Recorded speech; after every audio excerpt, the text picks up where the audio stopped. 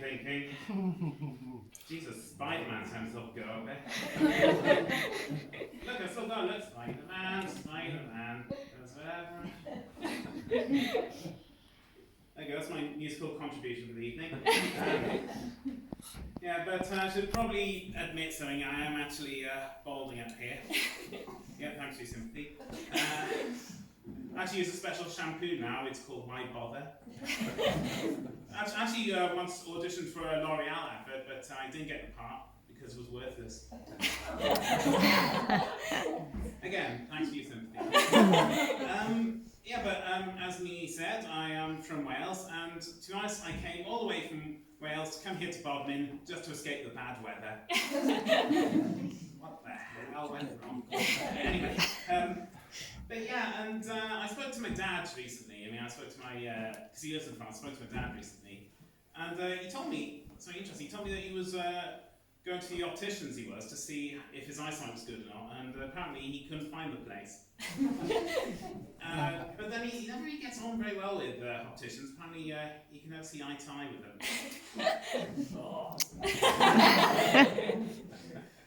But you know, everyone makes mistakes. I made a couple. There was that one time I lost my toilet to the Queen during a game of poker. Apparently I got eaten by a royal flush. And there was that time I got drunk and fell in love with a dog. And we ended up having an open relationship. But yeah, my dad did actually give me some wise words of advice, he did. Actually, my mum made a mistake one time. I actually asked my mum, because I'm curious about my family history, and I actually asked my mum if she could tell me about my forefathers. And she said, well, when she met all four of them, she was knackered at the end of the night. I digress. My dad actually gave me an interesting piece of advice he did. Well, he told me an old wives' tale, actually, not advice, an old wives' tale. Because I hear about old wives' tales, you know. Like the most common one is every time you say, I don't believe in fairies, a fairy dies. Oh, there goes another one. But the one he told me was, every time you tell a pun, a bit of your hair dies. Well, that's me well and truly screwed then, isn't it? People have been talking about dogs today, and I haven't got dogs, unfortunately, but my mum's got a dog. My mum's got two dogs, actually, and they're crossbreeds. And you've heard of crossbreeds, haven't you? You've heard of Labradors and Poodles, Labradoodles, Cocker Spaniels and Poodles, Cockapoos, Bulldogs and Shih Tzus. Well, you get the idea.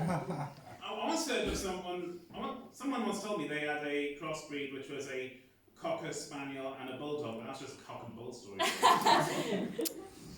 My dad has a dog. He has a Bull Collie. And I actually remember I used to wake up in the mornings and I'd walk down the stairs and I'd see white, and the floor and the stairs were completely carpeted with white and grey hairs all over the place. Couldn't tell if it was the dog or the dad. And my neighbour, where we live in Wales, it's a lovely area, but my neighbour has a dog, and he's so annoying. He struts around like he owns the place. He sniffs his bottoms, sniffs everyone's bottoms. He pisses on my leg. He shits on the garden, and he rolls around in their shit just to make a point of it. Honestly, I don't know how the dog puts up with it. But but moving on, because I am from Wales, and I'm going to teach you. Anyone speak Welsh here? You siarad Cymraeg? No. No. I love the fact that you actually answered that question correctly in English, but still you answered the question correctly. Better than other answers. Sometimes I say Michel and Gymraeg, and people say Michel who? But I'm going to teach you all a very useful word in Welsh. It's a word called smoothio. Smoothio. Yes, that sounds sexy. Would anyone like to have to guess what it means? Anyone? What? A smoothie. Yes, that's it. That's what we go to every time we come to a drink store. We say, "Oh, I fancy a smoothie. I orange. I will not have it without a lemon. I want a smoothie with a lemon." It's not smoothie. No, that's not smoothie. Shall I tell you? It actually means ironing. It's actually the Welsh word for ironing. And the reason this is a helpful word is, anyone got any partners in the audience tonight? Anyone? No. Yeah. Okay, are they here tonight? She's here. Oh, you're both partner. Okay. Well, in that case, it may not be so useful because you're both in the same room together, but if you have a partner, it's great because then you can trick your partner to do the chores for you, you can. Just think about it, just, can you do the ironing? Oh, can we bother do the ironing? Oh, in that case then, fancy a bit of Smoothio. I don't know what the heck that is, but I got for this. Alright, then you just take that sexy shit off. Okay. Now I'll get the pieces out of it. But there's actually a lot of my racist friends also have beliefs that Welsh people have a certain love for sheep, as it were. And let me make some things absolutely crystal clear now. I am not racist. I'm not a racist because I love all races, and marathons, and triathlons, and all sorts of races of any kind.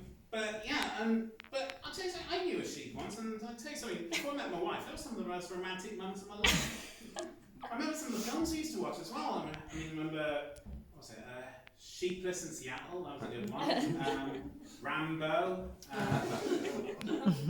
There was a really good one, The Curious Case of Benjamin Mutton. We did watch Silence of the Lambs at one point. And there was that song we liked. What was it called? Everything I do for you. But I think that leads me neatly onto my love story, because I do have a love story. Because it has been mentioned tonight, so I thought I should mention it. Because as a famous bard once said, if music be the food of love, then Justin Bieber is the gone-off leftovers on Valentine's Day. Or something along those lines, anyway. I should tell you a story about how I met my wife, and it was just like this. I was doing stand-up and she was in the audience, and I remember I went up to her and asked her, hey, you want to go out with me? And she said, oh, that's a good joke. And after a while, we got to know each other, and we had so much in common. We were so alike in so many ways. I mean, the beard was a bit much, but other than that, loved so much about each other. Became friends, then it went on to more just friends. We actually started to date each other.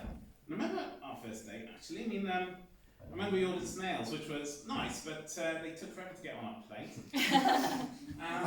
And actually that night, we even had a naked wine, which was nice until the neighbours told us to shut up and put our coats back on. And I remember our wedding day. And I remember our wedding day because it was so emotional that even the wedding cake was in tears. And I should tell you, we were married, and it's not a traditional way, because we were married in a castle near a dinosaur park. And I was tempted to ask a T-Rex to be my best man on that day, but thought better of it, didn't think it would go down so well. Can you imagine, do you have the ring? And honest to God, this is true. My wedding ring, here it is. It actually paraphrases Lord of the Rings text in Welsh. It actually says, one ring to show our love, one ring to bind us. Oh. Yeah, thank you. And I know what you're thinking. You're thinking, the minute I'm going to stick this ring on, I'm going to be possessed and corrupted by the powers of the ring. Well, let me tell you that is a load of nonsense,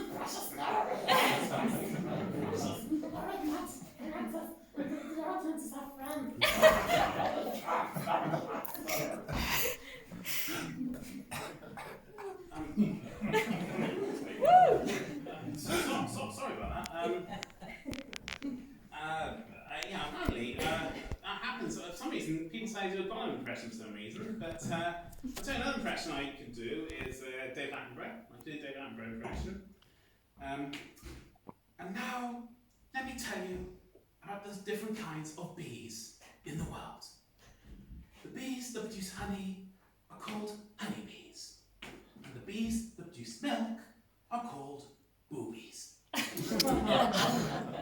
And to avoid confusion, even though we have similar surnames, Mimi and I are not related. But I tell you what I've also been doing, trying to I've also really tried to focus on my weight and my health as well because I'm trying to get fit. Because it's not a good sign when your wife asks you what bra size you are. But I'm trying to do different things. Actually, in just fact, I used to be a great tap dancer until I fell down the sink. But I mean, I've tried different things exercise-wise. I mean, people say, Rich, have you ever considered sports? Have you ever tried sports? And I'm sorry, look, I've tried rugby, I've tried football, I've tried cricket, I've tried boxing, and I'm sorry, it just never ever works for me. It never works. Even tried skipping the adverts, and it still never works for me. Other people say, have you considered weightlifting? Yeah, mine usually. But I digress. And but as I said before, I didn't get married in the church. I got married in the castle because, not disrespect to anyone who's religious here, but me and religion just don't get on particularly well. Remember we tried at church one time, and the priest said, "Remember, the Lord is here to save our souls." Okay,